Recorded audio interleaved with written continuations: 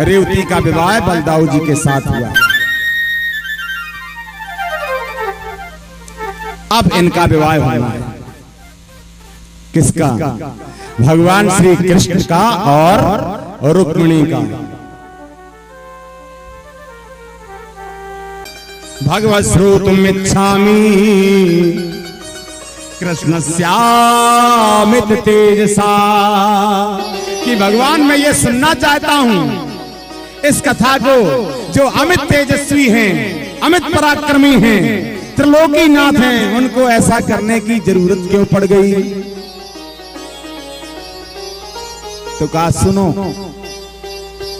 भीष्मक जो राजा थे वो विदर्भ के राजा थे, विदर्भ देश के राजा थे। तो उनके 5 पुत्र और 1 कन्या थी। तस्य पंचा भवन पुत्रा कन्यैका च वरानना। उनके 5 पुत्र और 1 पुत्री।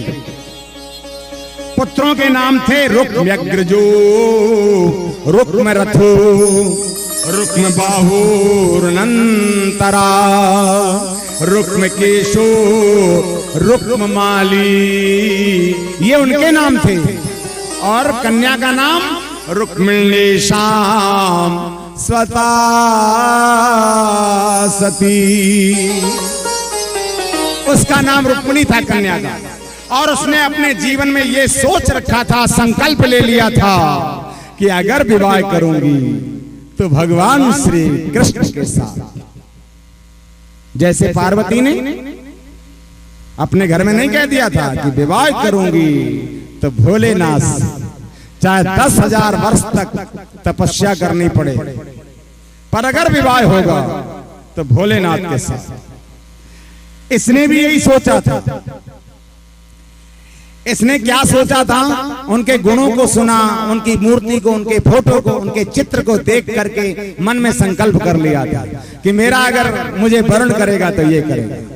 और जो रुक्मी इसका बड़ा भाई था वो सोचता था कि मेरी बहन का विवाह शिशुपाल के साथ हो। शिशुपाल, शिशुपाल कौन था? कृष्ण जी की बुआ का लड़का था। वो राजा था, ये ग्वाल थे। तो राजा के साथ करना चाहता था उसका भाई अपनी बहन की शादी। शिशुपाल जब छोटा सा था, शिशुपाल, तो एक बार नारद जी ने गए वहां, देखा उसका हाथ, तो कहने लगे उसके 4 हाथ थे।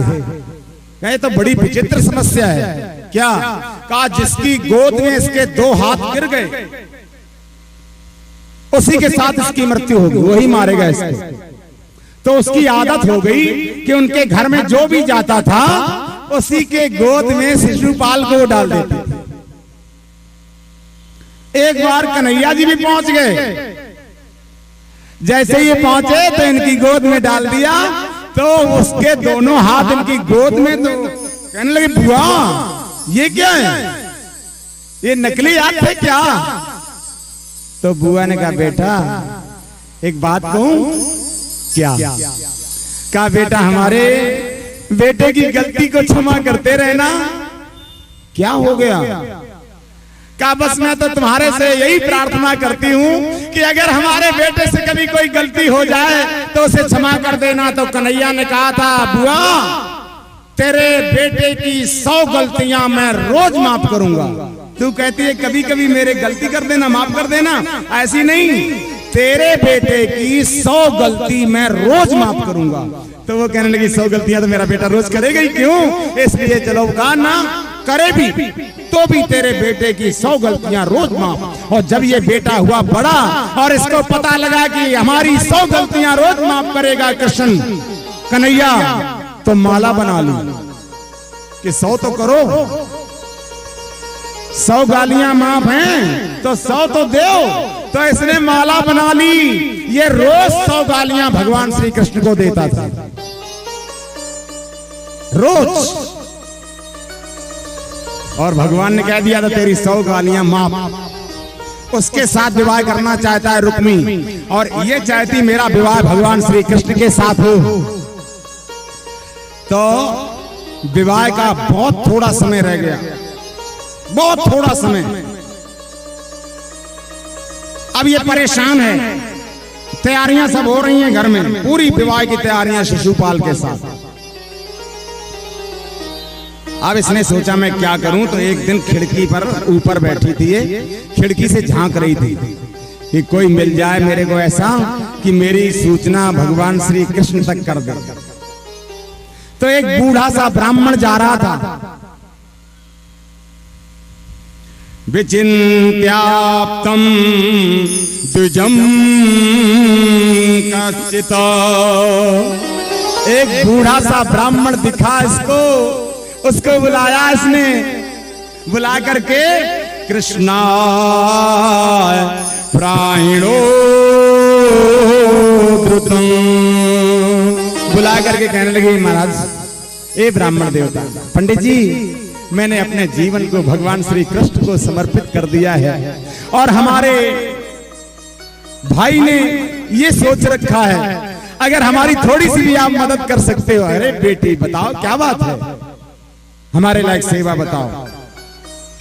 तो कहा तुम मेरा एक पत्र है, उस पत्र को भगवान श्री कृष्ण तक भेज दो। कहा ले आओ, पत्र ले लिया, पत्र लेकर के ये ब्राह्मण द्वारिका पहुंचा, भगवान आसन पर आसीन थे। कहा महाराज एक ब्राह्मण आया है, कहा बुलाओ। ब्राह्मण के तो भगवान बहुत भक्त हैं, भगवान ब्राह्मण के तो बहुत ही भक्त हैं। उन्होंने कहा है सबसे अधिक मनुज मोहि भाए तिनमें तुझ, इन मनुष्यों में सबसे अच्छा सबसे प्रिय हमें ब्राह्मण लगता है, और अगर कहीं वो कर्म कांड पूजा पाठ वगैरह करता है, श्रुतियों का ज्ञान है, तो वो मेरा हृदय का टुकड़ा है। तो भगवान ब्राह्मण को इतना मानते हैं। कल उस ब्राह्मण की कथा भी हम आपको सुनाएंगे, जिसके लिए कहते हैं बहुत गरीब ब्राह्मण सुदामा था, जिसके घर में कुछ खाने को नहीं था, चावल लेकर के कैसे वो भगवान के पास गया था। बढ़िया सी, चाहे इतनी बड़ी पोटली बनाना, बना के जरूर ले आना, क्योंकि सबसे बड़ा फल, सबसे बड़ा पुण्य इसी में होता है। क्योंकि उनके पास चावल थे नहीं, मिलते नहीं थे उनको, कहीं कुछ नहीं मिल रहा था।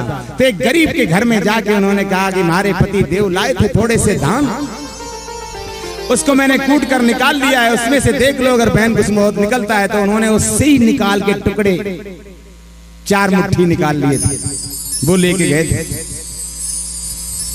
तो सौभाग्य है आपका, ये समझ के कि सुदामा जी जा रहे हैं, उनको कोई नहीं दे रहा था, तो हम दे रहे हैं, उनको 4 मुट्ठी चावल मिले।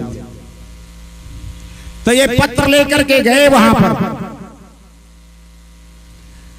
आसन पर आसीन थे भगवान। आसन पर जब आसीन थे, ब्राह्मण पहुंचा, कहने लगे महाराज आपका पत्र है। तो उन्होंने खुद नहीं लिया, किसने दिया है? कहा रुक्मिणी ने, भीष्मक की पुत्री ने, विदर्भ देश के राजा की पुत्री ने। तो उन्होंने लिया नहीं आप कि ले आओ ले आओ ले आओ जाओ और फिर पढ़ लेते। ऐसा नहीं किया भगवान ने कि पत्र ले लेते, आप जाके अकेले में उसको पढ़ते, फिर उस पर विचार करते। वहीं पूरी सभा में बैठे थे। अच्छा रुक्मिणी का पत्र है? कहा हाँ पढ़ो। ब्राह्मण से ही कहा ये ब्राह्मण देवता पढ़ के सुनाइए क्या लिखा है। तो ब्राह्मण देवता ने उस पत्र को पढ़ा। श्रुत्वा गुणान भुवन सुंदर शृण्वतान्ते, कहते हैं हमने आपके गुणों की प्रशंसा सुनी है, आप इतने सुंदर हैं ये भी मैंने सुना है। हमने ये संकल्प भी कर लिया है कि हमने अपना तन मन धन सब आपको अर्पित कर दिया है, लेकिन हमारे भाई ने हमारे विवाह को किसी और के साथ तय किया हुआ है, शिशुपाल के साथ बता दिया। तो अगर आप नहीं आए, परसों हमारा विवाह है, अगर आप परसों नहीं पहुंचे तो हम अपने शरीर का त्याग कर देंगे, मगर मैं उसके साथ विवाह नहीं करूंगा।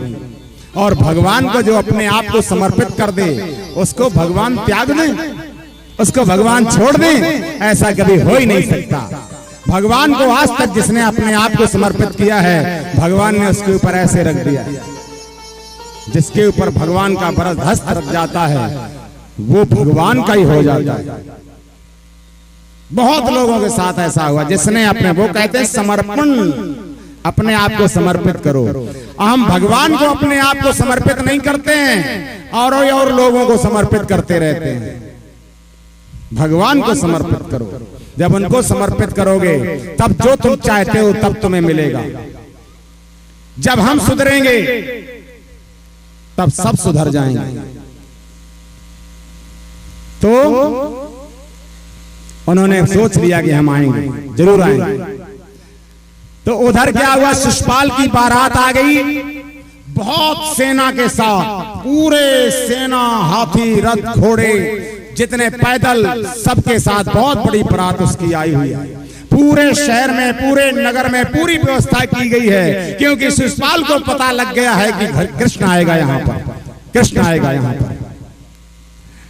तो जैसे ही सारी व्यवस्था करके आगे पीछे दाएं बाएं पूरे नगर में फोर्स लगा दिया पूरा, कि जरा भी कोई अप्रिय घटना नहीं घटनी चाहिए, विवाह हमारे साथ ही होना चाहिए। लेकिन भगवान के सामने किसका जोर चलता है? चलता है किसी का? भगवान के सामने किसी का जोर नहीं चलता है। ऐसा ही हुआ। जिस समय फेरे होते हैं, फेरे से पहले गौरी पूजन होता है। गौरी पूजन करने के लिए ये चली मंदिर के लिए, तो इसके साथ पूरी सेना, पूरी सेना लगी है। मंदिर के बाहर सारी सेना खड़ी हो गई, और ये मंदिर के अंदर पूजन करने के लिए गई। जैसे ही पूजन करने गई, और मंदिर में गौरी के इसने माल्यार्पण किया और अपना मस्तक रखा उनके चरणों में, प्रार्थना की कि जिस उद्देश्य से मैं आपके यहाँ, आपके दरबार में पूजन करने आई हूं।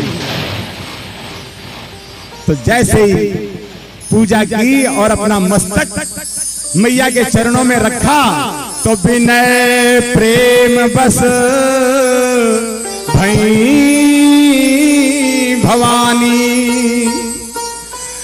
मैया इतनी विनय में, प्रेम में इतनी वशीभूत हो गई कि खशी माल मूर्ति मुस्कानी।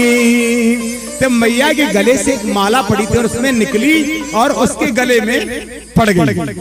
गौरी की मां गले से माला गिरी और जैसे ही चरणों में सर रखा रुक्मिणी ने, तो वो माला उनके गले में आके गिर गई। और जैसे ही मैया की तरफ देखा तो बड़ी प्रसन्न हुई कि हमारा काम हो गया। और जैसे ही प्रसन्न हुई तो बाहर आई, तो उन्होंने सोचा कि हमारा इन लोगों से क्या रिश्ता है, जिसको मैंने घूंघट मार रखा है, हमारा तो रिश्ता उससे, इनको घूंघट क्यों मारना। तो उन्होंने अपना घूंघट खोल लिया और जैसे ही घूंघट खोला तो सामने भगवान श्री कृष्ण खड़े थे। बोलिए कृष्ण भगवान की। जैसे ही सामने भगवान श्री कृष्ण खड़े हैं, तो अब वो सोचती हैं कि भगवान कृष्ण के पास जा करके वो रथ के पास खड़ी हुई। और जब रथ के पास खड़ी हुई, तो अब वो सोचती है कि भगवान भी तो एक कदम बढ़ाएं। तब भगवान ने उसका हाथ पकड़ करके और उनको वहां से लेके दौड़ पड़े। बोलिए कृष्ण भगवान की। बोलिए कृष्ण बलदेव की। गोविंद हरे गोपाल हरे, हरे गोपाल हरे। जय जय प्रभु दीन दयाल हरे, जय जय प्रभु दीन दयाल हरे। बोलिए कृष्ण भगवान की। जैसे ही वो ले करके रुक्मिणी को भागे और उनको पता लग गया, किसको?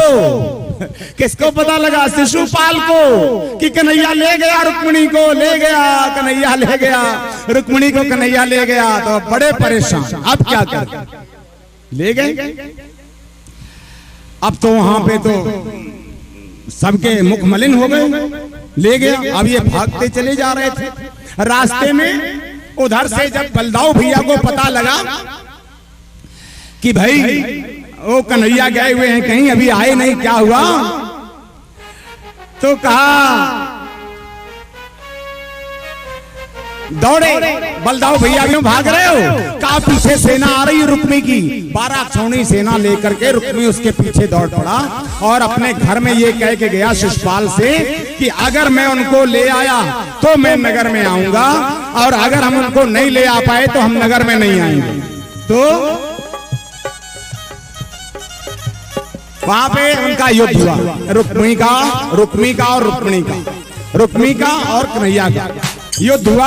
उनकी सारी सेना मार दी और ले जा करके भगवान श्री कृष्ण और रुक्मिणी का वैदिक रीति से द्वारिका में विवाह हुआ और दोनों लोग बड़े आनंद से इधर विराजमान हो गए। इधर क्या हुआ? शिशुपाल का, जब शिशुपाल ने देखा कि अब मैं क्या करूं, मैं तो विवाह करने आया था और मेरा विवाह नहीं हुआ, ये तो कोई और ही ले गया, तो ये बेचारा बड़ा परेशान कि अब मैं कहां जाऊं, क्वा गच्छामि क्वा तिष्ठामि, मैं कहां जाऊं, कहां बैठूं। तो इसको क्या गया, इसने इसका बड़ा पश्चाताप हुआ शिशुपाल को कि हमारे साथ ये क्या हुआ। रो करके अपने घर गया और इधर भगवान श्री कृष्ण बड़े आनंद पूर्वक रहने लगे। बोलिए कृष्ण भगवान की। आज को सत नमन प्रणाम। उनके साथ आई विद्वानों की मंडली, म्यूजिक एकेडमी के लोग, यहाँ उपस्थित माताएं, बहनें, भाई एवं सीनियर सिटीजन्स, हमारे बुजुर्ग, सभी का अभिनंदन है, स्वागत है। और अभी आप जो ये प्रोग्राम देख रहे थे, ऐसे प्रोग्राम में बीच में अनाउंसमेंट जरूरी है, करनी पड़ती है। आज सबसे पहले तो प्रोग्राम ये है कि जिन यजमानों ने आर्थिक रूप से सहयोग किया है संस्था का, मानव कल्याण संस्था का, उनके नाम बताना चाहता हूं मैं आपको। साथ में उनका धन्यवाद करना चाहूँगा, क्योंकि हमारी परंपरा रही है कि जो भी व्यक्ति तन मन धन से सहयोग करता है तो हमारे धर्म के अनुसार उनकी कृतज्ञता, उनका थैंक्स, उनका धन्यवाद, उनका आभार व्यक्त करना जरूरी हो जाता है। तो आज के आर्थिक सहयोगी, इस कार्यक्रम को सफल बनाने वाले जो रहे हैं, उनका नाम मैं आपको बताने जा रहा हूं। सबसे पहले तो यहाँ मंदिर की सनातन धर्म सभा के प्रधान प्रेसिडेंट श्री MP भारद्वाज, आज वो मुख्य यजमान रहे। उनके साथ यहाँ के एक और पदाधिकारी श्री शिव कुमार कौशिक जी, उन्होंने भी यहाँ पूजा अर्चना में भाग लिया, आर्थिक रूप से सहयोग किया। और कौशिक जी तो वो शख्सियत हैं इस मंदिर की, आप लोगों ने हमेशा उनको कीर्तन भजन में पार्टिसिपेट करते हुए, हिस्सा लेते हुए, जिस समय यहाँ का प्रोग्राम होता है जन्माष्टमी का, वहाँ पूरी तरीके से उन्हीं के कंट्रोल में होता है, तो वो किसी पहचान के मोहताज नहीं है। और वहाँ देखो कोने में पंखे के पास बैठे हुए हैं प्रधान जी, और वो, मैं कहता हूँ इनके लिए एक बार जोरदार तालियां हो जाए सभी की तरफ से। इसी तरीके से हमारे सहयोगी ML गोयल जी हैं, उन्होंने भी आज पूजा में हिस्सा लिया, मंजीत शर्मा जी। और मेरा नाम LS चतुर्वेदी है। बहुत कम लोग आप मुझे जानते होंगे, मैडम तो हमारी रमन चतुर्वेदी को जानते होंगे। चलो ये अपना नाम बताने का मुझे मौका मिला, तो इन सभी का मैं धन्यवाद करना चाहूँगा। और इनके साथ ही उन तमाम डोनर्स का दाताओं का, आर्थिक सहयोगियों का मैं अभिनंदन करता हूं, स्वागत करता हूं, आभार व्यक्त करता हूं, जिन्होंने 5100 रुपये विकलांग बच्चों के लिए, गरीब कन्याओं की शादी के लिए, उनकी संख्या अभी तक लगभग 35 हो चुकी है। साधुवाद, मैं बहुत बहुत उनका आभारी हूं, धन्यवाद करना चाहता हूं। और एक घोषणा और भी साथ में करता हूं कि जिन बच्चों के ऑपरेशन पोलियो वाले या विकलांग बच्चों के होते हैं, उनका बाकायदे रिकॉर्ड रखा जाता है, उनकी ये वीडियो फिल्म बनती है और ये भी उसमें लिखा होता है कि किस यजमान के द्वारा इसका ऑपरेशन हुआ है। तो ये भी एक नोबल काज है जो आपके सहयोग से, आपकी सहायता से, आपके धन दान से ही हो सकता है। और बढ़ चढ़ कर जिस तरीके से यहाँ सेक्टर 45 के लोगों ने और दूसरे सेक्टरों के लोगों ने मिलकर सहयोग किया है, हम उनका बहुत बहुत धन्यवाद करते, आभारी करते हैं, जिससे कि ये मिशन महाराज जी ने जो एक संकल्प लिया है, एक सपना देखा है इस तरह के संसार का, जिसमें कि विकलांग बच्चे ना नजर आएं, हमारे जैसे आप जैसे चलते हुए नजर आएं, घिसटते हुए रोड पर नजर ना आएं। ये बहुत बड़ा मिशन है, एक उद्देश्य है, एक तरह की ये हवन है। इस हवन में जितनी आप आहुति डालोगे, ईश्वर आपको उतनी तरह तरक्की देगा, उतनी समृद्धि सुख देगा आपको। इसके साथ ही आज जो प्रसाद का वितरण होगा वो हमारे राजेंद्र कुमार शर्मा जी हैं, सदा शिव टेंट एंड कैटरिंग, ये टेंट उन्हीं का लगा हुआ है, उनके सहयोग से लगा हुआ है। बहुत ही एक आर्थिक मदद उन्होंने की है, बहुत कम से कम कीमत पर इस टेंट को उन्होंने लगाया हुआ है और इसका जो इनका सहयोग होगा वो संस्था को मिलेगा। इसके साथ ही आज का पूरा प्रसाद जो आप लोगों में वितरित किया जाएगा वो भी इन्होंने ही। हरे स्वामी जय दीनानाथ हरे, स्वामी जय दीनानाथ हरे, जनों के संकट दास, जनों के संकट संतरी वाला दूर करे। ओम जय जगदीश हरे, जो ध्यावे फल पावे, दुख बिन से मन का, स्वामी दुख बिन से मन का, सुख संपत्ति घर आवे, सुख संपत्ति घर आवे, कष्ट मिटे तन का। हरि ओम जय जगदीश हरे, माता पिता तुम में शरण करूं मैं किसकी, स्वामी शरण करूं मैं किसकी, तुम बिन और न दूजा, प्रभु बिन और न दूजा, आस करूं मैं किसकी। हरि ओम जय जगदीश हरे, तुम पूर्ण परमात्मा, तुम अंतर्यामी,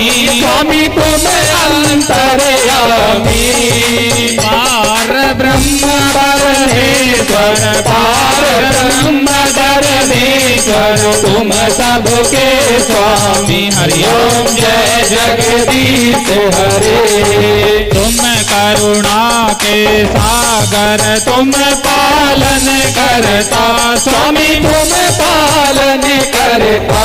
मैं मूर्ख फल कामी, मैं सेवक प्रभु स्वामी, कृपा करो बरता। हरि ओम जय जगदीश हरे, तुम हो एक अगोचर, सबके प्राणपति, स्वामी सबके प्राणपति, सभी मिलहूँ दया मैं, कि सभी मिलहूँ दया मैं कुमति। हरि ओम जय जगदीश हरे, दीन बंधु दुख हरता ठाकुर तुम मेरे, स्वामी रक्षक तुम मेरे, अपने हाथ उठाओ, अपनी शरण लगाओ, भारी पड़ा तेरे। हरि ओम जय जगदीश हरे,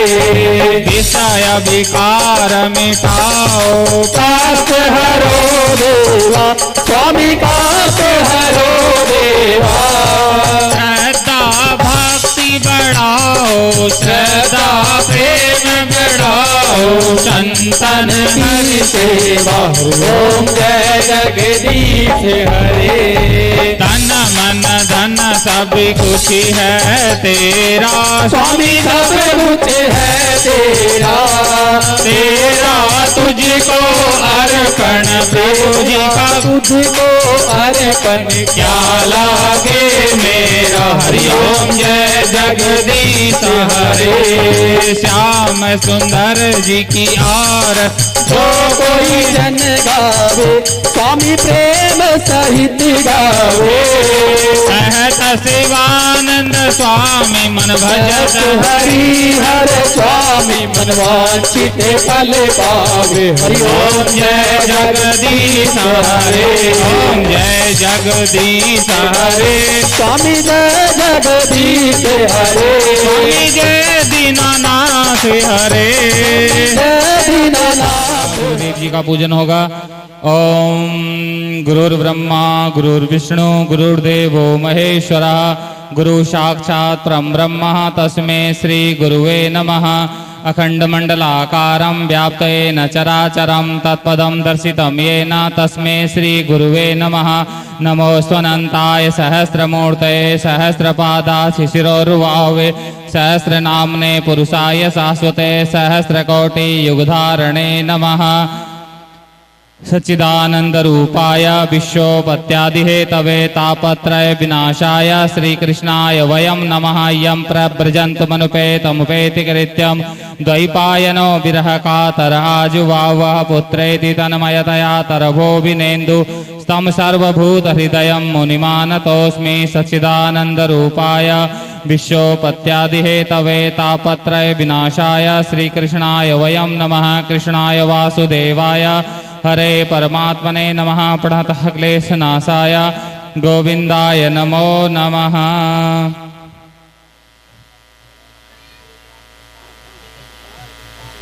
ओम गुरुर्ब्रह्मा गुरुर्विष्णु गुरुर्देवो महेश्वरा, गुरु साक्षात् परं ब्रह्म तस्मै श्री गुरुवे नमः। अखण्डमण्डलाकारं व्याप्तेन चराचरं तत्पदं दर्शितं येन तस्मै श्री गुरुवे नमः। गुरुवे नमः। आरार्तिक्यम्।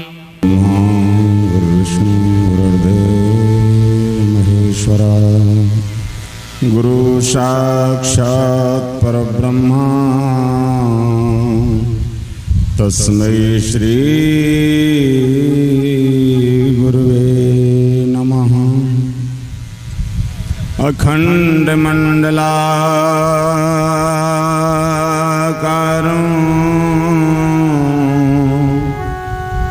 व्याप्तं येन चराचरं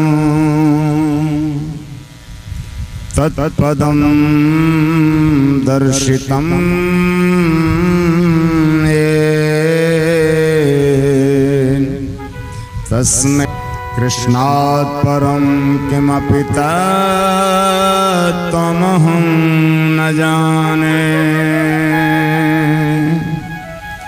कान्ति सिताम्रसतिनिन्दितसारथेन्दुर्यत्रैकतो विलसितामसिताङ्गशोभाम्।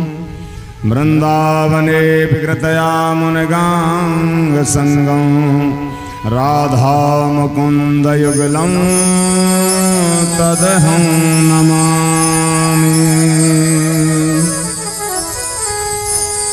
भक्त भक्त भगवंत गुरु चतुर्नाम बपुए, इनके पद बंदन किए नाशत विघ्न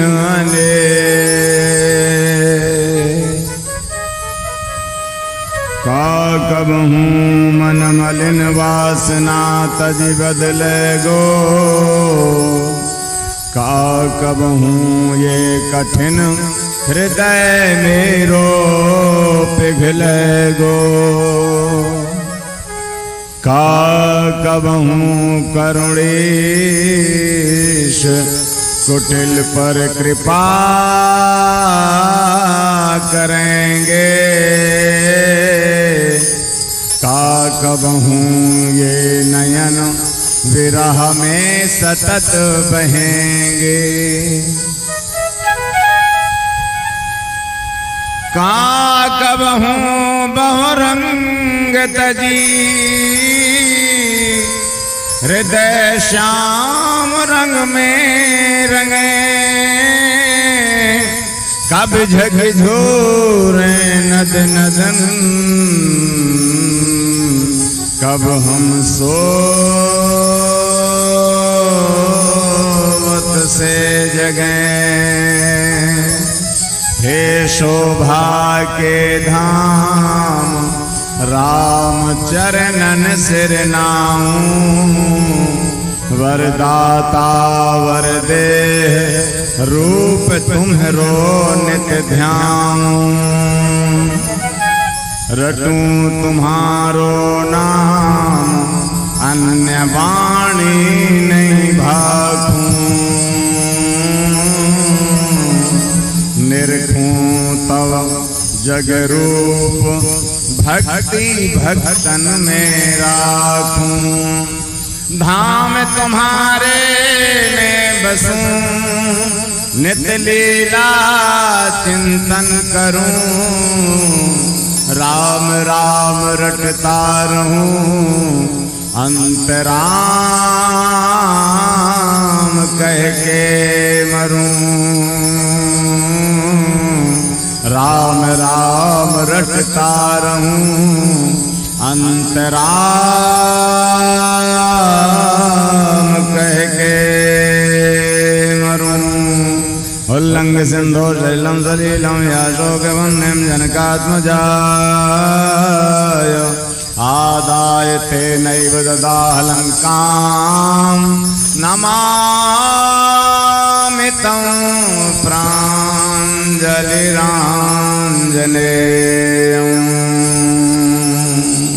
अंजनी गर्भ संभूतं कपीन्द्र सचियोत्तमा। राम प्रे नमस्तुभ्यं हनुमन् रक्षति सर्वदा। बोलिए बांके बिहारी लाल की जय। बोलिए पवन सुत हनुमान की। बोलिए शंकर भगवान की। बोलिए भागवत महापुराण की जय।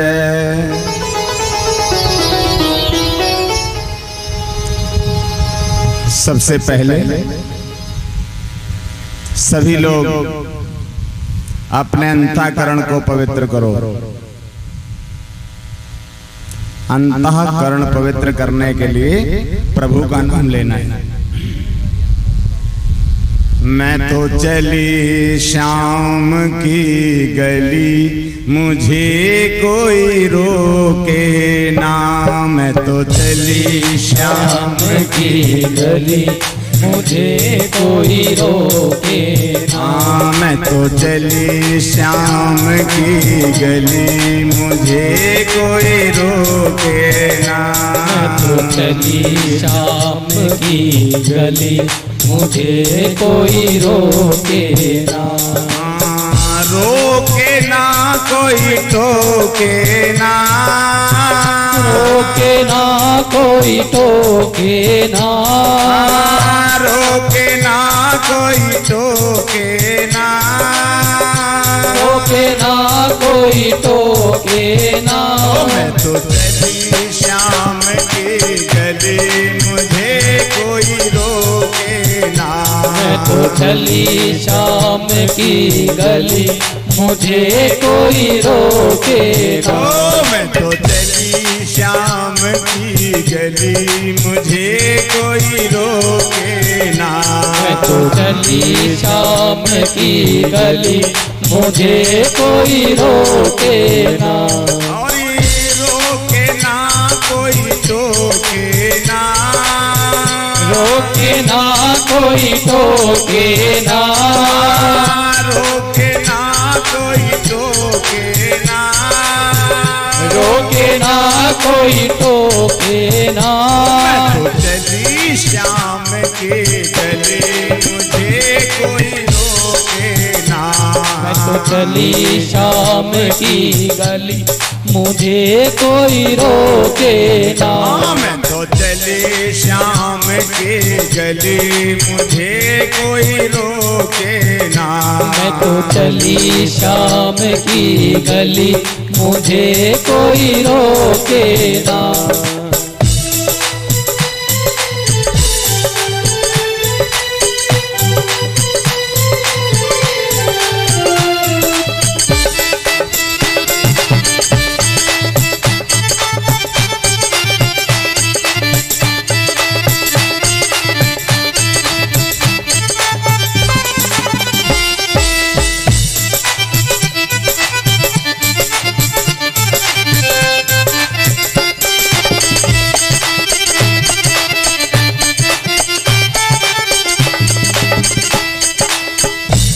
से नाता तोड़ चली हूँ। जग से नाता तोड़ चली हूँ।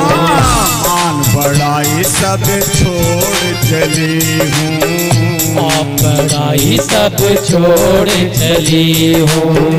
मनमोहन संग जोड़ चली हूँ। मनमोहन संग जोड़ चली हूँ। कोई पगली कहे कोई भली मुझे कोई पगली कहे कोई भली मुझे कोई रोके ना। मैं तो चली श्याम की गली मुझे कोई रोके ना। मैं तो चली शाम की गली मुझे कोई रोके ना। रोके ना कोई टोके ना। रोके ना कोई टोके ना। रोके ना कोई टोके ना। रोके ना कोई टोके ना। चले शाम की गली मुझे कोई रोके ना। मैं तो चली शाम की गली मुझे कोई रोके ना। मैं तो चली शाम की गली मुझे कोई रोके ना।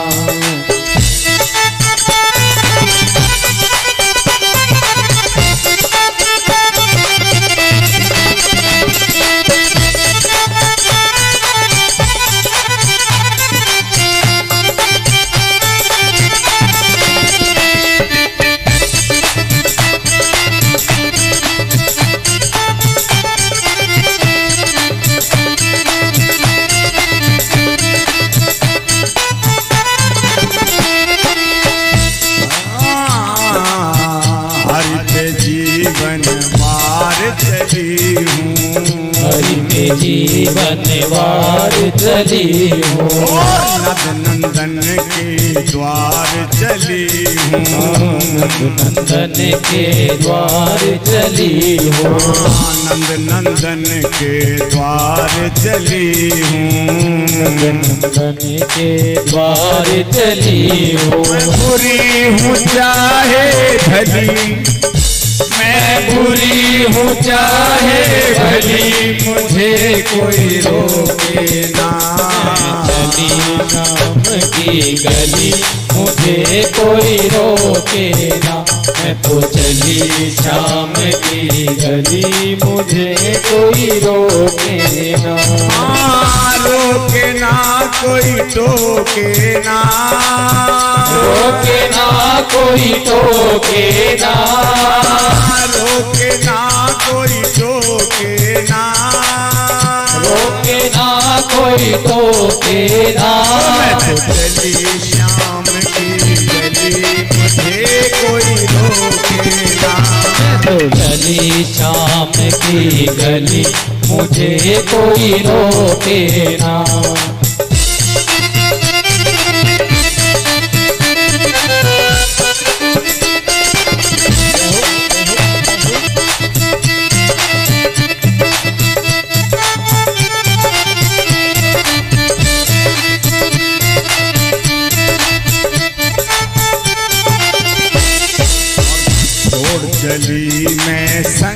सहेली, छोड़ चली मैं संग सहेली, पिया मिलन को चली अकेली, पिया मिलन को चली अकेली, ना कोई बंधु ना कोई मेली, ना कोई बंधु ना कोई मेली, मैं तो वृंदावन को चली, मैं तो वृंदावन को चली, मुझे कोई रोके ना, मैं तो चली श्याम की गली, मुझे कोई रोके ना, मैं तो चली श्याम की गली, मुझे कोई रोके ना, रोके ना कोई टोके ना, रोके ना कोई टोके ना,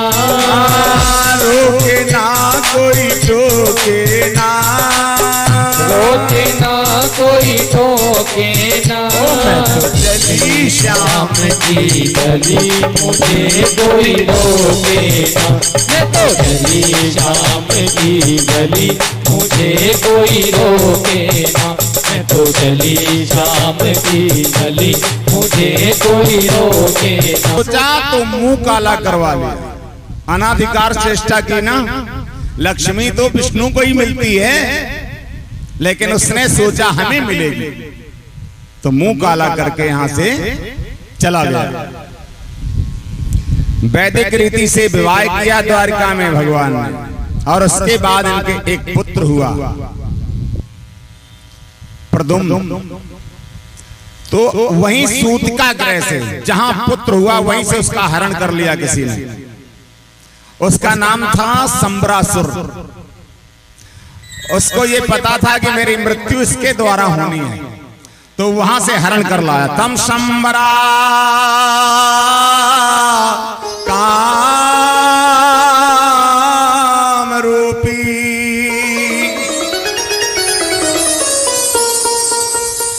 हरण कर लाया, और ला करके इसने समुद्र में फेंक दिया उसको, प्रद्युम्न को। मछली ने निगल लिया, किसी ने मछली को पकड़ा, तो उसको जब मछली का भेदन किया तो उसमें से ये पुत्र निकला, इतना सुंदर था। तो ये राजा था संबरासुर, तो फिर उसके पास ही वो पहुंच गया। दूसरा विवाह इनका हुआ है सत्यभामा के साथ, भगवान का।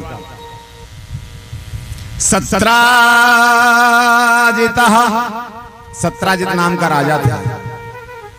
आसी सत्राजिता सूर्यो भक्तस्य परमा सखा। बहुत बड़ा सूर्य का भक्त था सत्राजित। तभी तो कहते हैं ना, सुबह सुबह उठ करके नहा के भगवान सूर्य नारायण को जल दिया करो। भगवान सूर्य नारायण को जल देने से ऐश्वर्य, मान, प्रतिष्ठा, वैभव, कीर्ति, लाभ, यश, इतनी चीजें मिलती हैं। तेज, ओज, नेत्र की रोशनी, ये सब उनके अंदर में है। इसने भगवान सूर्य नारायण की आराधना करके उनसे एक स्यमंतक मणि प्राप्त की हुई थी, जो रोज सोना उगलती थी। तो एक बार किसी ने कह दिया कि भाई ये जो तुमने मणियों की माला पहन रखी है, सयाचितो मणिम क्वापि। किसने याचना की थी? किसी ने कह दिया कि ये जो तुम्हारे गले में मणि की माला है वो शोभा नहीं देती है, ये भगवान श्री कृष्ण के गले में शोभा देगी, इसलिए उनको दे दो। इसने मना कर दिया। देखो, भगवान को सब कुछ अर्पण करने के लिए व्यक्ति सब कुछ अर्पण कर देता है। भगवान श्री कृष्ण ने कहा भी नहीं था कि हमें चाहिए, किसी ने कह दिया कि ये माला उनके गले में शोभा देगी, लेकिन इसने नहीं दी। तो एकदा मणिम कंठे, सत्राजित का छोटा भाई प्रसेन इसी मणि की माला को गले में धारण करके जंगल में शिकार खेलने गया, तो किसी ने इसको मार दिया, शेर ने। अब शेर के लिए तो ये मणियों की माला बेकार थी, उधर से न जाने कहां से एक रीछ आ गया, उस रीछ ने उस शेर को मार दिया और वो मणि की माला लेकर अपने गुफा में गया। उसकी एक कन्या थी, उसको उसने सोचा ये मणि की माला से हमारी कन्या खेलेगी तो उसको प्रसन्नता होगी, तो ले गया। इधर क्या हुआ कि जिस समय प्रसेन वापस नहीं आया तो एक बात चल पड़ी। किसी ने कह दिया, किसी ने क्या, इसके घर से ही बात चली। सत्राजित की पत्नी ने जाके किसी के घर में कहा कि बहन तुम्हें कुछ पता है क्या? कहा वैसे मेरे को ऐसे लगता है कि कन्हैया ने मणि की माला मांगी थी और हमारे पति ने दी नहीं, और हमारा देवर उसको पहन करके गया था तो उन्होंने मार के वो मणि छीन ली। पर मैं तुम्हें अपना समझ के बता रही हूं, किसी से कहना नहीं। और ऐसा कहीं होता है कि तुम किसी से कोई बात बता दो और वो आगे ना कहे? ऐसा नहीं हो सकता है। बड़े प्रेम से उसने कहा है कि मैं तुम्हें अपना समझ के बताती हूं, पर किसी से अभी कहना नहीं। कल पहले कभी हमने तुम्हारी बात किसी से कही है?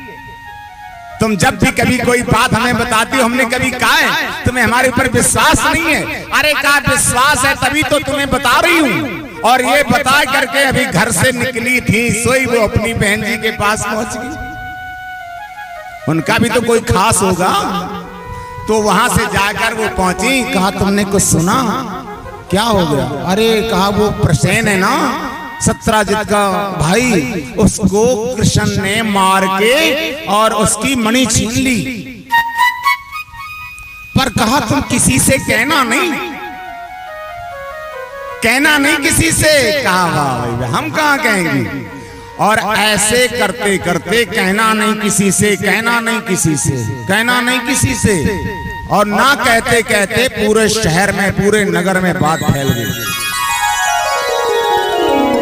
क्योंकि स्त्री भी कहते हैं इनको, माताएं बहनें तो कहते हैं, इनको एक और कहते हैं औरतें। औरतें कहते हैं ना कि वहां बहुत औरतें इकट्ठी थी। औरतें, औरत का मतलब एक और भी होता है, औरत कि मेरे कोल तो है नहीं यह चीज, तुसी किसी और तो ले लो, और तो ले लो। औरतें का मतलब होता है किसी दूसरे से। तो औरतें, फिर औरतें, फिर औरतें, फिर औरतें, फिर औरतें करके पूरे नगर में ये बात फैला दी कि प्रसेन को कृष्ण ने मारकर और मणि छीन। इनके पेट में बात नहीं रहती, एक बार बता दो बस, और ये भी कह दो कि बताना नहीं किसी को। फिर भी जब पूरे नगर में ये बात फैल गई तो भगवान श्री कृष्ण को भी पता लगा कि मेरे को झूठा कलंक लग रहा है, हमने तो कुछ किया भी नहीं है, तो ये मेरे को कलंक कैसे लग गया? झूठा कलंक लगा था भगवान को मणि की चोरी का। लोग कहते हैं ना कि जब ऐसे प्रभु को 3 लोक का स्वामी है भगवान श्री कृष्ण, जब उसको कलंक लगा देते हैं तो हम किस खेत की मूली? ऐसे नहीं कहते, उसको कलंक लगा दिया जिसने किया भी नहीं है। तो भगवान गए सत्राजित के पास, उसके घर में कहा ये बताओ कि तुम्हारा भाई प्रसेन किधर गया था? शिकार खेलने। तो शिकार खेलने की बात पूछी तो बता दिया कि घर से गया। तो देखा भगवान चले गए, रास्ते में जा रहे हैं तो सबसे पहले देखा कि शेर मरा पड़ा है और घोड़ा, पता लग गया यहीं से गया होगा वो। फिर आगे देखते देखते देखते देखते उस गुफा में पहुंच गए, और उस गुफा में जब पहुंचे तो वहां एक कन्या उस मणि से खेल रही थी। अंदर घुस गए, उससे कहा ये मणि मुझे दे दो। उसने कहा तुम यहां से भाग जाओ, अगर हमारे पिताजी आ गए ना तो अभी तुम्हें मणि दे देंगे, पता लग जाएगा तुमको। तो कहा हम बैठे हैं, पहले तुम्हारे पिताजी आ जाएं फिर ही हम जाएंगे। जैसे ही वो आया उसका पिता, आते ही उससे कहने लगा तू यहां कैसे आया? कौन है तू? यहां क्या कर रहा है? हमारी बेटी कन्या मेरी अकेली बैठी, तू यहाँ कैसे आ गया? उसने कहा मैं तो इसलिए आया हूँ, ये मणि मेरी है, चोरी लग रही मेरे ऊपर, ये मुझे दे देगा। ऐसे कैसे दे दूं?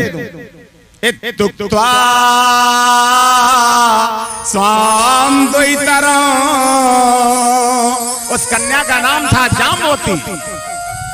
अब वो रीछ कौन था? जामवंत।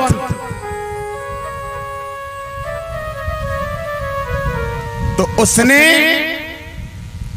ये जामवंत ने उस समय जब भगवान श्री राघवेंद्र सरकार को विजय दिलाई थी लंका पर, तो जामवंत के मन में एक बात आ गई थी कि इनमें क्या पावर है, अगर हम लोग नहीं होते तो लंका पर विजय नहीं मिलती, ये मैंने दिलाई है। इसकी एक बार तो युद्ध करने की इच्छा हो गई थी भगवान से। तो उस समय भगवान ने मित्रता निभाई कि एक समय ऐसा आएगा कि हम तुमसे जरूर युद्ध करेंगे। वो टाइम आ गया, लड़ाई होने लगी। युद्ध कितने दिन चला इनका गुफा के अंदर? आसे अष्टाविंशा 28 दिन तक युद्ध चला। बलवान था बहुत जामवंत। आप मेरे श्री राघवेंद्र सरकार हैं, अब मैं पहचान गया। तो पहचान गए तो कहा ये मणि दे दो। तो कहा ऐसे कैसे दे दूं प्रभु? फिर तो इसकी एक कन्या थी जामवती, उसका वहीं पर उसने विवाह भगवान श्री कृष्ण के साथ किया और ये मणि भगवान को दहेज में दी है कि महाराज ये देनी तो हमें पड़ेगी, इस करके मैं सोचता हूं इस तरह से आपको ये मणि दे। तो ऐसे भगवान के दो विवाह हुए, एक जामवती के साथ और एक रुक्मिणी के साथ। और फिर जब वो लेकर के सत्राजित के पास आए और कहने लगे मेरा झूठा नाम लगा रहे हो, पूरे नगर में हमारी बदनामी उड़ा दी तुमने, ये लो अपनी मणि। तो इतना लज्जित हुआ और सत्राजित की पत्नी इतनी लज्जित हुई कि अब मैं मुंह कैसे दिखाऊं, तो रिश्तेदार बना लिया। भगवान श्री कृष्ण के साथ अपनी सत्यभामा का विवाह करके ये मणि भगवान को दे दी। बोलिए कृष्ण भगवान की। ये मणि उनको दी। ऐसे इनके विवाह हुए। फिर कालिंदी के साथ हुआ विवाह भगवान का, जो बहुत दिनों से एकदा पांडवान दृष्टुम प्रतीतान पुरुषोत्तमा।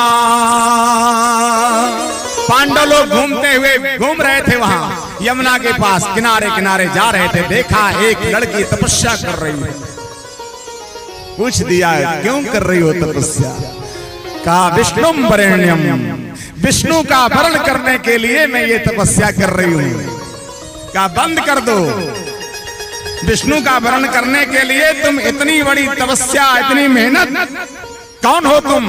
कहा अहम देवस्य सवितुर दुहिता पतिमिच्छति। भगवान सूर्य की पुत्री मैं हूं। फिर पतिमिच्छति, पति की इच्छा से तपस्या कर रही हूं। किसके लिए? विष्णु वरेण्यम वरदो, विष्णु का वरण करने के लिए। और मैं किसी का वरण नहीं करूंगी, ये मैंने संकल्प लिया है। कहा तुम्हारा ये संकल्प मैं अभी पूरा किए देता हूं। तो ये वहां से भगवान को ले आए और इसके साथ विवाह करवा दिया। पांडवों ने करवाया था। फिर मित्रविंदा के साथ किया। एक विवाह भगवान ने नागनजिति के साथ किया, एक भद्रा के साथ किया, एक लक्ष्मणा के साथ किया। इस तरह से भगवान ने 8 विवाह किए। ये भगवान की 8 पटरानियां हैं। 8 विवाह किए इन्होंने।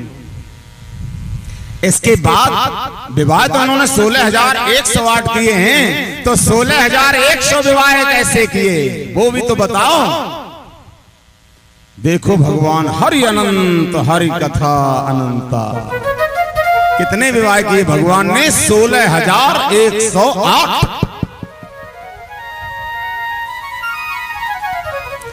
एक भौमासुर था, उस भौमासुर ने क्या किया? 16,100 कन्याओं को बंदी बना लिया। और संकल्प ये लिया कि 20,000 कन्याओं के साथ विवाह करूंगा। भौमासुर बड़ा वीर था वो, उसने ये संकल्प ले रखा था कि मैं 20,000 कन्याओं के साथ विवाह करूंगा। तो उन सभी कन्याओं ने एक पत्र लिखा, पत्र भगवान के लिए लिखा है।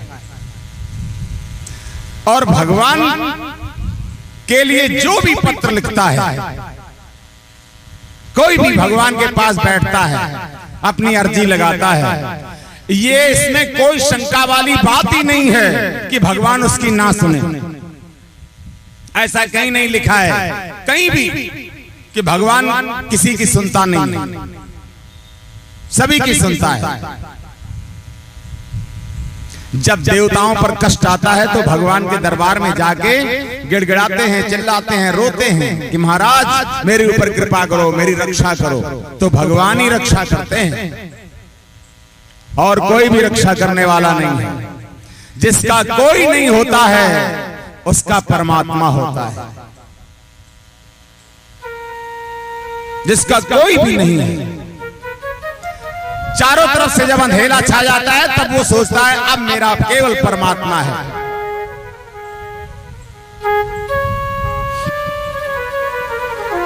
उन्होंने एक पत्र लिखा भगवान को। जब पत्र लिखा तो भगवान वहां पर गए, भौमासुर से युद्ध किया, युद्ध करके उसको जीता और जीत करके फिर कन्याओं से पूछा कि बताओ तुम अपने अपने घर के पते बताओ, जहां जहां से तुम आई हो हम तुमको सभी को तुम्हारे घर में भेज देते हैं। कन्याएं हाथ जोड़कर खड़ी हो गई, क्योंकि किसी को 8 दिन, किसी को 10 दिन, किसी को महीना, किसी को 2 महीने, किसी को 4 महीने आए हुए इसके यहाँ हो गए थे। तो कहने लगी प्रभु अगर अब मैं अपने घर में जाऊंगी तो मुझे कौन स्वीकार करेगा, मुझे कौन स्वीकार करेगा। इसलिए जिसका कोई नहीं होता है, हमने सुना है उसका परमात्मा होता है, तो अब आप ही हमें स्वीकार कर लीजिए। तो भगवान ने 16,100 के साथ विवाह किया था इकट्ठे ही।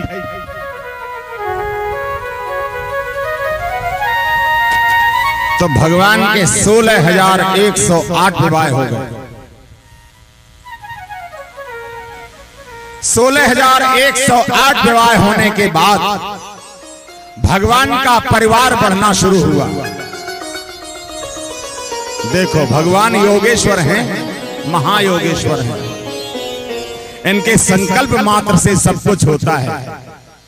अगर ये एको हम बहुत श्याम, अगर एक बार भगवान ये सोच लें कि मैं एक से अनेक हो जाऊं तो एक से अनेक हो जाते हैं। लेकिन इनका परिवार बढ़ा, इतना परिवार बढ़ा कि एक शस्ता कृष्णस्य,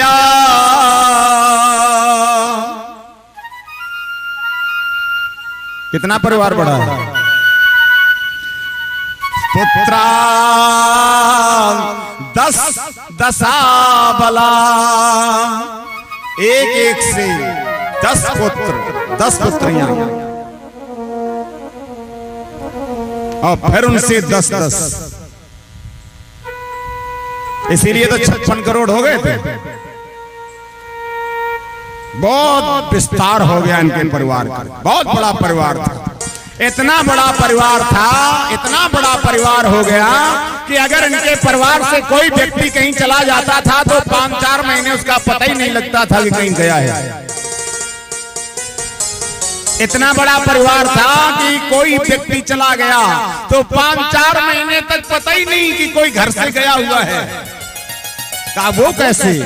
कहा वो ऐसे कि बाणासुर के यहाँ, बाणासुर की पुत्री जो थी वो उषा थी, बाणासुर की पुत्री उषा थी, और उसकी जो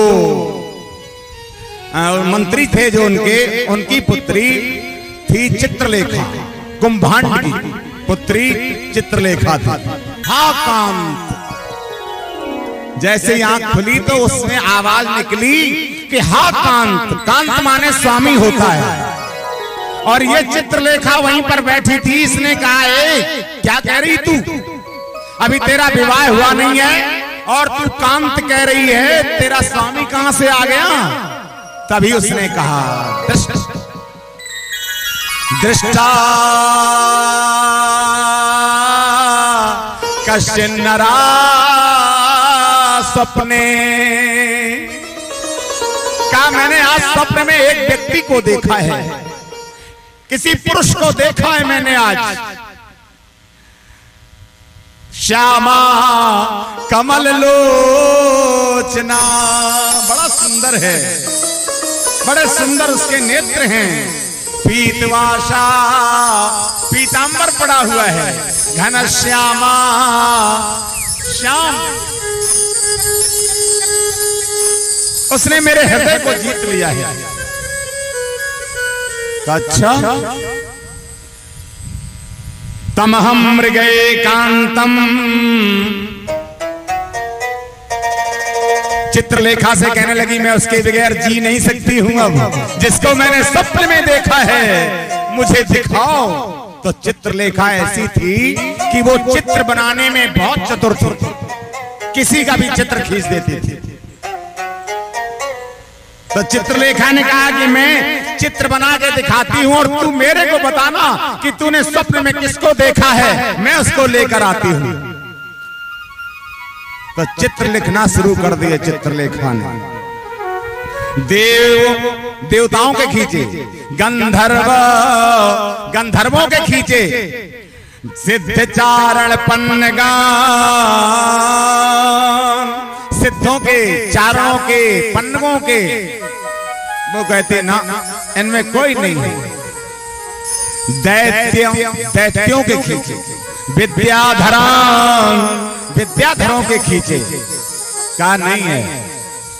यक्षों के, इसके बाद मनुष्यों में आई वो मनुजाश्च यथा लिखत, मनुष्यों के चित्र खींचने शुरू किए। तो सबसे पहले किसका खींचा?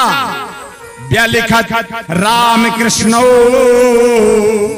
राम बलराम का और कृष्ण का जब चित्र बनाया तो कहने लगी, मेरे को लगता है इसी परिवार से है वो, क्योंकि मिलता जुलता दिखने लग गया कि लगता इसी से है। और प्रद्युम्नम लज्जिता, जब प्रद्युम्न का चित्र खींचा तो पर्दा कर लिया, अपना मुंह घुमा लिया। का यही है? का ना, ये नहीं, पर इसके बाद ही है। प्रद्युम्नम वीक्ष लज्जिता, का मेरे को ऐसे लग रहा है कि इसी का ही बेटा है। इसके बाद ही है वो। तो कहते अनिरुद्धम विलिप्तम वीक्षोषावा मुखी हिरिया। अनिरुद्ध का जब खींचा तो कहने लगी, यही है, मेरे चित्त को चुराने वाला यही है, इसी को मैंने सपने में देखा है। अच्छा, इसको तो मैं ले आती हूं, इसको मैं ले आती हूं तुम्हारे पास, अभी लाऊंगा। तो चित्रलेखा तमाज्ञा है पौत्रम कृष्णस्य योगिनी, भगवान श्री कृष्ण के पौत्र को लेने के लिए इसने योगिनी का रूप धारण किया। पहले जितने काम होते थे ऐसे ही होते थे, कपड़े बदल के नहीं होते थे। रावण गया तो कपड़े बदल लिए, ये जा रही है तो इसने कपड़े बदल लिए, क्योंकि भगवान ने अपने चक्र से कह रखा है कि अगर कोई संत आता है, अगर कोई योगी आता है तो खड़ जाना, रुक जाना, उससे कुछ मत कहना। तो इसने योगिनी का रूप धारण किया है। तत्र सप्तम सपर्यंके, वहां चक्र लगा था भगवान के यहाँ, योगिनी का रूप धारण किया। जब ये जा रही थी तो चक्र चल रहा था, तो इसने सोचा है भगवान मैं कैसे जाऊं अंदर। तो नारद जी ने कहा, क्या बात है? कहा अंदर जाना है। कहा नहीं जा सकती ऐसे। फिर क्या करूं? कहा लाल कपड़े पहन लो, संत बन जाओ, योगिनी बन जाओ, फिर ये चक्र रुक जाएगा। तो चक्र से बचने के लिए योगिनी बन गई और उसके अंदर जाकर के जहां ये सो रहे थे, अनिरुद्ध को उठाया चारपाई के सहित और सीधा बाणासुर के यहाँ उषा के महल में ले गए। जब उषा के महल में ले गए, वहां गए ये, और जब ये सोते सोते ले गए तो जब ये जागे तो देखा, पहले तो थोड़ा घबराए, बोले कि मैं कहाँ हूं, मैं यहाँ कैसे आया, पर देख लिया कि अगर यहाँ मैं कुछ भी बोलता हूँ तो मेरी चलेगी नहीं, मैं किसी दूसरे राज्य में आ गया, मैं और कहीं आ गया हूं। तो ये वहां पे रहने लगे, 4 महीने रहे वहां, और 4 महीने तक भगवान श्री कृष्ण को ये नहीं पता लगा कि मेरे घर का व्यक्ति कोई गया हुआ है, कहीं फंस गया है और उसका पता नहीं है। तब नारद जी ने जाकर के भगवान श्री कृष्ण से कहा, प्रभु एक रजिस्टर बनवा लो अपने घर का, अगर रोज हाजिरी लगती रहेगी तो पता लगता रहेगा कि तुम्हारे घर से कोई गायब तो नहीं है, कहीं कोई गया तो नहीं है। तो भगवान ने कहा, ये क्यों कह रहे हो? कहा, तुम्हें पता करो कि अनिरुद्ध कहां है। तो जब पता किया गया तो 4 महीने से नहीं थे। तब उन्हें बताया गया कि वो बाणासुर की नगरी में है। और इधर क्या हुआ, एक दिन देख लिया किसी ने। अब किसी के घर में कोई परपुरुष देख लेगा कन्या के पास तो क्या करेगा, इतना बड़ा राजा बाणासुर जैसा हो। लेकिन जब ये गया था तभी उनकी ध्वजा झुक गई थी। बाणासुर युद्ध हुआ, बाणासुर को जीत लिया, बहुत युद्ध हुआ, 1000 भुजाएं थी। काटते काटते काटते काटते जब इसको मारने लगे भगवान, तो कहते हैं तन माता कोटरा नाम नग्ना मुक्ति शिरोरुहा। जब देखा मेरा बेटा मर रहा है तो उसकी मां निर्वस्त्र होकर के, नग्न होकर के बीच में आ गई। तो भगवान को घूमना पड़ गया और मां ने कहा भाग, तो ये फिर भाग गया था युद्ध छोड़, युद्ध स्थल से भाग गया था। बाणासुर इतना बलवान जो था वो वहां से भाग गया, क्योंकि भगवान के सामने कोई नहीं टिक सकता है। कालहु जीत सके संग्रामा, भगवान काल से भी जीत जाते हैं। काल भी उनको देख करके भय खाता है। जब अजामिल ने भगवान का नाम लिया, नारायण लिया था ना बेटे के, उसमें नारायण कहा था, तो वहां से भगवान के पार्षद आ गए थे। इसीलिए कहा जाता है भगवान का स्मरण करना चाहिए, क्योंकि चलते फिरते उठते बैठते सोते जागते खाते पीते हर समय नारायण नारायण करता था वो अजामिल। आओ नारायण भोजन कर लो, आओ नारायण जलपान कर लो, आओ नारायण नहा लें, आओ नारायण सो जाएं, आओ नारायण जग जाएं, हर समय नारायण। और यम के दूत जब आए उसको लेने के लिए तो बड़े भयंकर थे। उसने देखा अगर मेरे बेटे ने देख लिया तो क्या होगा, डर जाएगा, तो बड़ी तेज आवाज लगा दी, नारायण। सो नारायण के दूत आ गए और यमराज के दूतों को कहने लगे क्या कर रहे हो? कहा पापी है, लेने आए, दिमाग खराब है तुम्हारा, ये पापी है। ये कितना भी बड़ा पापी हो, अगर एक बार नारायण कह देता है तो उसको भगवान के पार्षद कहने लगते हैं ये पापी नहीं है, एक बार नारायण करने से। नारायण पुकारा था, कौन है आप? कहा हम धर्मराज के दूत हैं। अच्छा, धर्मराज के दूत हो और धर्म का पता नहीं है? क्या होती है धर्म की परिभाषा? तो धर्म की परिभाषा यही है नारायण। अगर नारायण करोगे, ब्रूत धर्मस्य तत्वम यच्च धर्मस्य लक्षणम, कि क्या है धर्म? का धर्म वेदो नारायणा साक्षात, धर्म वेद है। और वेद क्या है? कहा वेदो नारायणा साक्षात, वेद साक्षात नारायण है और इसने नारायण का नाम लिया है।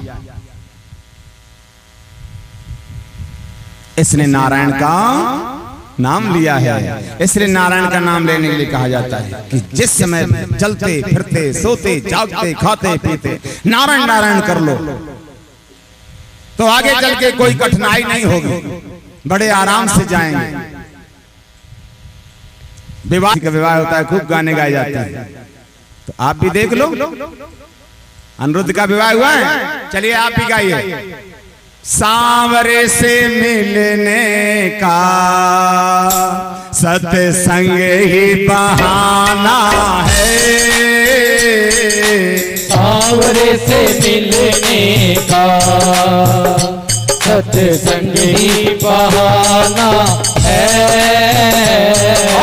श्याम संग प्रीति लगी, दिल इसका दीवाना है। श्याम संग प्रीत लगी, दिल उसका दीवाना है। श्याम संग प्रीत लगी, दिल उसका दीवाना है। श्याम संग प्रीत लगी, दिल उसका दीवाना है। सांवरे से मिलने का, सांवरे से मिलने का सत्संग ही बहाना है। सांवरे से मिलने का सत्संग ही बहाना है। और श्याम संग प्रीति लगी, श्याम संग प्रीति लगी, दिल उसका दीवाना है। सांवरे से मिलने का सत्संग ही बहाना है। सांवरे से मिलने का सत्संग ही बहाना है। वृंदावन की गलियों में राधे राधे गाऊं मैं, वृंदावन की गलियों में राधे राधे गाऊं मैं। जब भी बुलाओगे दौड़ी चली आऊं मैं, जब भी बुलाओगे दौड़ी चली आऊं मैं। जब भी बुलाओगे दौड़ी चली आऊं मैं, जब भी बुलाओगे दौड़ी चली आऊं मैं। कि तेरा वृंदावन, जय हो कि तेरा वृंदावन, के तेरा वृंदावन अब मेरा ठिकाना है। सांवरे से मिलने का सत्संग ही बहाना है। सांवरे से मिलने का सत्संग ही बहाना है। सांवरे से मिलने का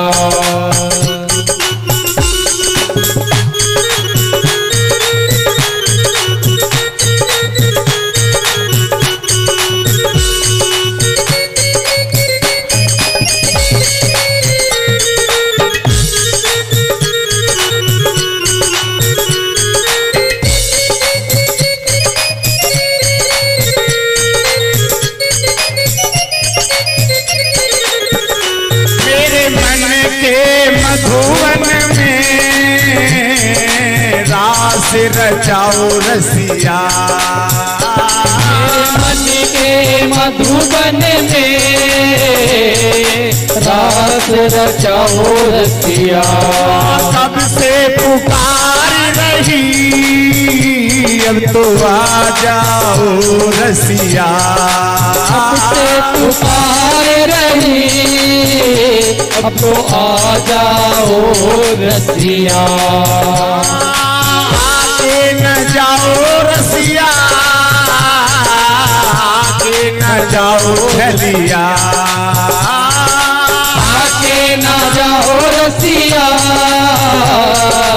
आगे ना जाओ चलिया। सबको हटा करके, सबको हटा करके, सबको करके तुम्हें दिल में बसाना है। सांवरे से मिलने का सत्संग ही बहाना है। और श्याम संग प्रीति लगी दिल इसका दीवाना है। सांवरे से मिलने का सत्संग ही बहाना है। सांवरे से मिलने का सत्संग ही बहाना है। सांवरे से मिलने का सत्संग ही बहाना है। मेरे मन मोहन तुम आंखों के तारे हो। मेरे मन मोहन तुम आँखों के तारे हो। बड़े बड़े प्यारे हो नंद के दुलारे हो। बड़े बड़े प्यारे हो नंद के दुलारे हो। बड़ा मन हरण मोहन हो कि बड़ा मन हर मोहन तेरा बंशी बजाना है। सांवरे से मिलने का सत्संग ही बहाना है। श्याम संग प्रीति लगी दिल इसका दीवाना है। सांवरे से मिलने का सत्संग ही बहाना है। और श्याम संग प्रीति लगी दिल इसका दीवाना है। बहाना है। सांवरे से मिलने का सत्संग ही बहाना है। श्रीमद नारायण नारायण हरि हरि। नारायण नारायण हरि हरि। श्रीमद नारायण नारायण हरि रे हरि। नारायण नारायण हरि हरि। श्रीमद नारायण नारायण हरि हरि। नारायण नारायण हरि हरि। श्रीमद नारायण नारायण हरि हरि। नारायण नारायण हरि हरि। श्रीमद नारायण नारायण हरि हरि। नारायण नारायण हरि हरि। श्रीमद नारायण नारायण हरि रे हरि। नारायण नारायण नारायण हरि हरि। श्रीमद नारायण नारायण हरि हरि। नारायण नारायण हरि हरि। श्रीमद नारायण नारायण हरि हरि। नारायण नारायण हरि हरि। श्रीमद नारायण नारायण हरि हरि। नारायण नारायण हरि हरि। श्रीमद नारायण नारायण हरि हरि। नारायण नारायण हरि हरि। ओ श्रीमद नारायण नारायण हरि रे हरि। नारायण नारायण हरि हरि। श्रीमद नारायण नारायण हरि रे हरि। नारायण नारायण हरि हरि। नारायण नारायण हरि रे हरि। नारायण नारायण हरि रे हरि। श्रीमद नारायण नारायण हरि रे हरि। श्रीमद नारायण नारायण हरि रे हरि। श्रीमद नारायण नारायण हरि रे हरि। श्रीमद नारायण नारायण हरि रे हरि। श्रीमद नारायण नारायण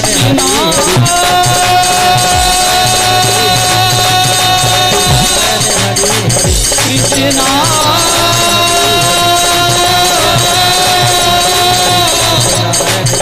हरे कृष्णा हरे हरे हरे कृष्णा हरे हरे नारायण नारायण हरि हरि।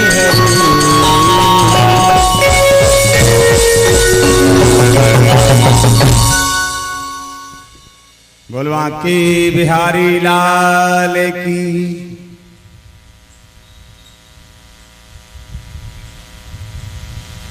कभी भी ये भी नहीं सोचना चाहिए बहुत से लोग ये कहने लगते हैं हमारे साथ ऐसे होता है। मैंने तो कभी किसी का बुरा नहीं किया, मैंने तो कभी ऐसा नहीं किया, इस जन्म में तो किया नहीं। अरे भाई तुम्हें लग रहा है ना कि हमने नहीं किया है, पर कहीं ना कहीं तो हुआ है। बिना किए का तो मिलता नहीं है, बिना किए का कहीं मिलता है? हमें तो दिखता नहीं कभी किसी ने देखा हो कि बिना किए का हमको मिलता है। किए का भी तो मिलना मुश्किल होता है, बिना किए का कहां मिलेगा? अब बताऊं मैं आपको, एक दो पवनम राजन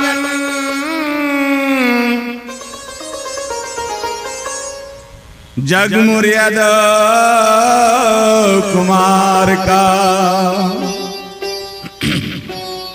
कहते हैं जिसके लड़के समर्थ हो जाएं, जिसके बच्चे सामर्थ्य हो जाते हैं तो उनको परवाह नहीं रहती है, क्योंकि बच्चे सब करने लगते हैं। अभी तक तो हमारे कन्हैया जी करते थे गौओं को चराने का काम, अब उनके घर में बच्चे बड़े बड़े हो गए हैं तो वो करने लगे। तो एक दिन बच्चे इनके घूम रहे थे जंगल में गौओं को चराते, प्यास लगी। पहले लोटा और डोर होती थी, साथ में रखते थे गौओं चराते हुए कि जहां जल मिलेगा, जहां कुआं होगा उससे जल निकाल के पी लेंगे। तो प्यास लगी, बच्चों ने क्या किया, गड़बी में रस्सी बांध के उसको कुएं में डाला तो पानी नहीं, तो अंदर झांक के देखा तो उसमें बहुत बड़ा एक गिरदाना पड़ा था, कोट किरला, गिरगिट बहुत बड़ा था, पूरे कुआं में पड़ा था। उन्होंने कभी ऐसा देखा ही नहीं था। तो दौड़े दौड़े घर में गए और कहने लगे मैंने आज तक ऐसा गिरदाना नहीं देखा, ऐसा गिरगिट नहीं देखा, चलो महाराज देखो चलो। तो भगवान श्री कृष्ण वहां पहुंचे और वहां जाकर के देखा, जैसे इसको बाहर निकाला, स्पर्श हुआ तो उसका रूप बदल गया, वो पुरुष बन गया गिरगिट। तो उन्होंने कहा भाई तुम कौन हो, क्या नाम है तुम्हारा, तुम गिरगिट बने पड़े हो यहां कुआं में, कौन हो तुम? कहा नृगो नाम नरेंद्रो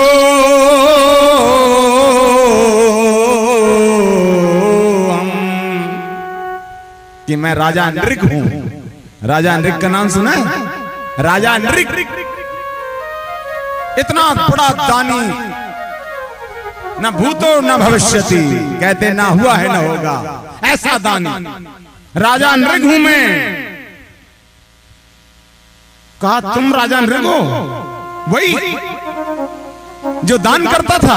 कहा कहा वही राजा नृग जिसने बहुत गौएं दान की थी। कहा वही हूं मैं। कहा नहीं हो सकते तुम, इतने गौएं दान करने के बाद तुम इस कुएं में गिरगिट बने पड़े हो, तो तुम कैसे राजा नृग हो? तुम राजा नृग नहीं हो सकते। कहा मैं वही हूं। कहा अच्छा बताओ तुमने कितनी गौओं का दान किया है? उसने कहा यावत्या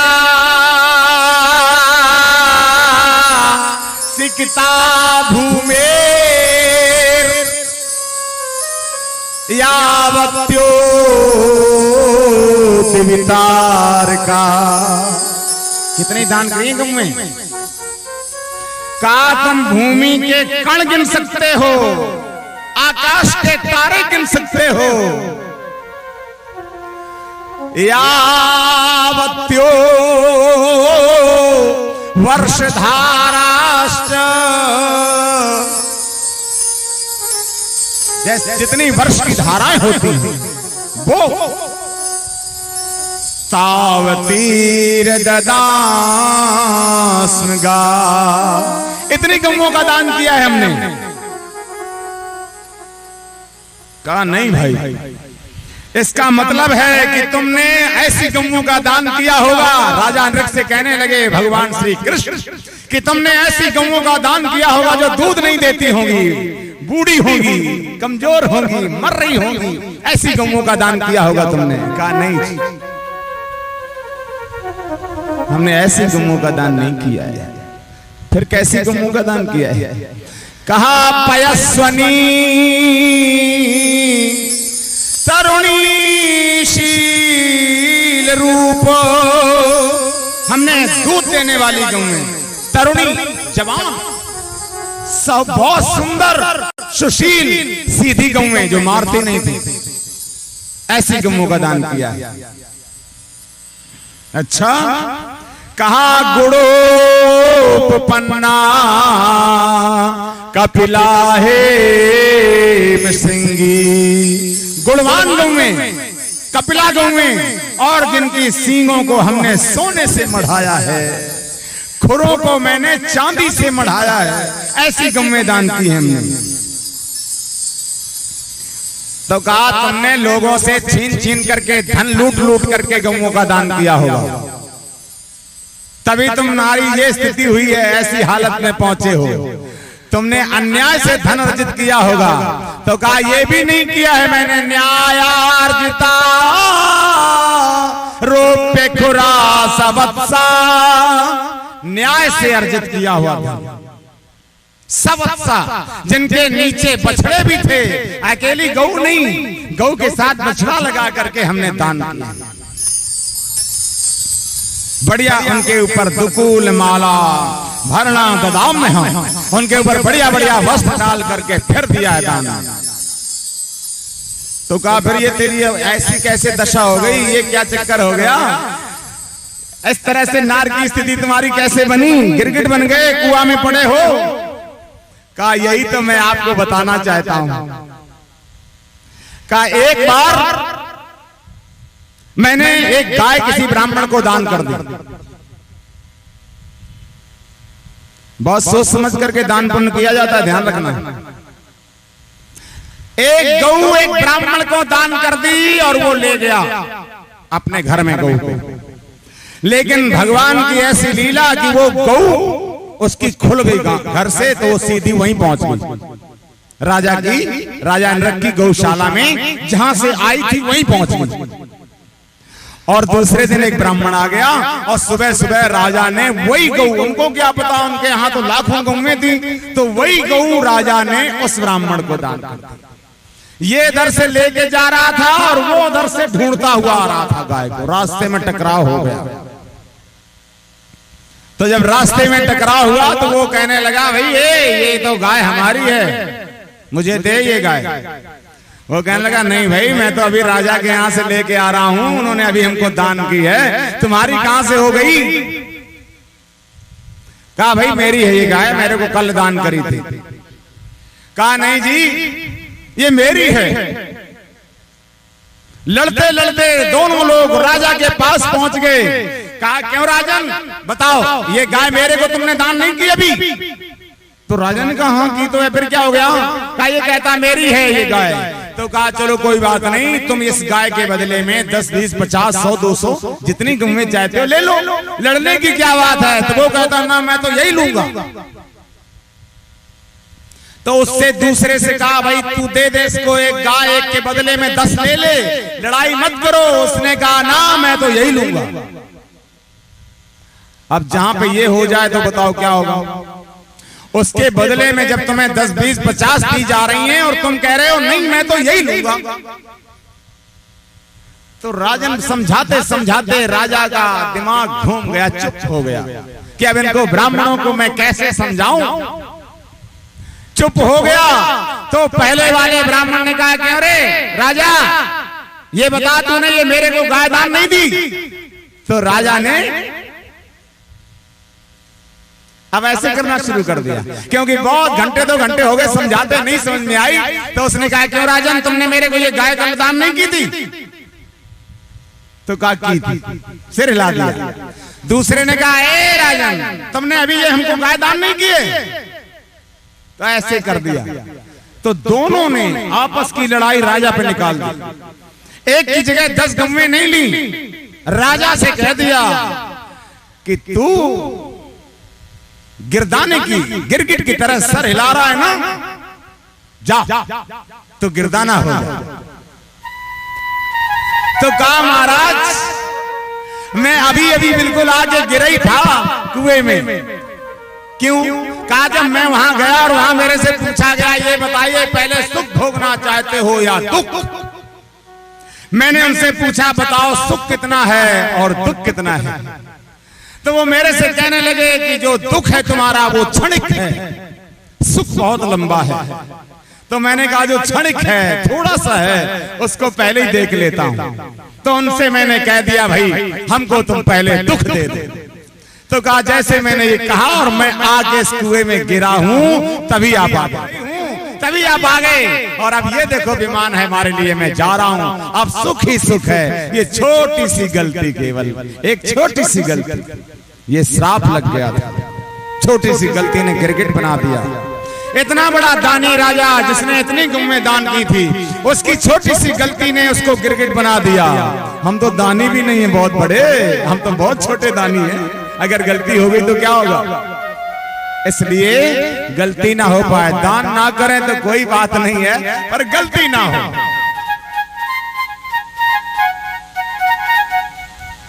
तो इनका उद्धार हुआ।